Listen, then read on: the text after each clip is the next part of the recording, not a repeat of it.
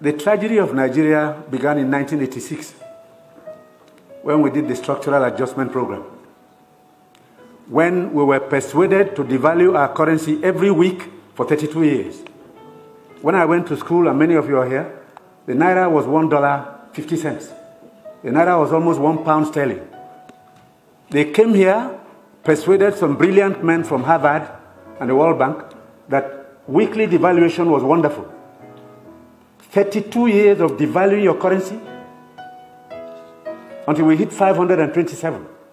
And they were still telling us that the naira was still overvalued. That brought poverty, misery upon us. Then interest rates went to 30%. So nobody could build a factory, start a farm, produce anything, or create jobs. Because every time you bring in a shipload of rice, you also bring in a shipload of unemployment. Because you are transferring your wealth to sustain other economies. Somehow, Nigerians didn't notice it. So we became a nation of importers. Toothpicks. Toothpicks. Each year it cost us $18 million. Importing toothpicks. Tomato paste, $400 million. So you talked about tomatoes now. One basket in town now is less than 2,000 naira. The farmers are losing money because the processors don't have enough funds to set up factories. They are going to do tomato paste. It's food-grade stainless steel. You can't just use anything because you'll be putting poison in people's stomachs. 2 factories have started off. I believe by the middle of next year, we can comfortably tell importers of tomato paste to stop. But when you do, you make enemies. Even the rice we're trying to reduce. We have enemies, heavy enemies, people who can kill if they have a chance, because you're spoiling their business. And let nobody take it lightly. These guys have seized this country's economy, they've taken us hostage, and they have no intention of giving up. Because this is a huge market, a very sweet market, and they have taken control. And I'm saying it because I have been in this business for 41 years and I can tell you some history. Abdullah Adamu is here. Import milk, sugar, toothpicks, toothpaste, handkerchiefs, pencils.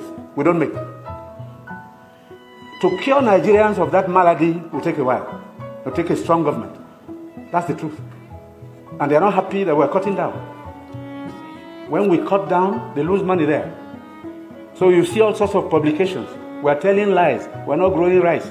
We're trying to demoralize the local farmers and make sure that the economy fails. That's the story of imports. Now, I read a story recently in the newspapers. The French ambassador, the champagne ambassador in Nigeria, gave an article to The Guardian. He said Nigerians love life. We are the biggest consumers of champagne on planet Earth, more than the French who make it.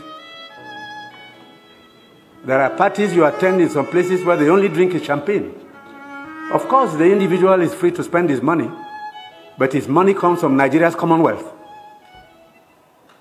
So on imports, it will take a while for us to get used to local goods and accept that we should consume what we produce and produce what we want to consume.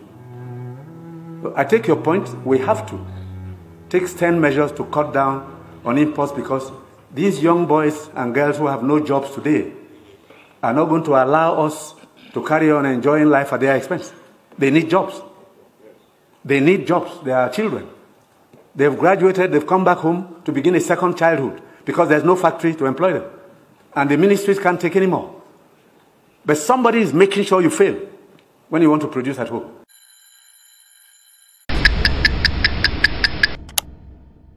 It's time. Have you subscribed? Get updates anywhere, on the go. AK TV Naija, making communication easy.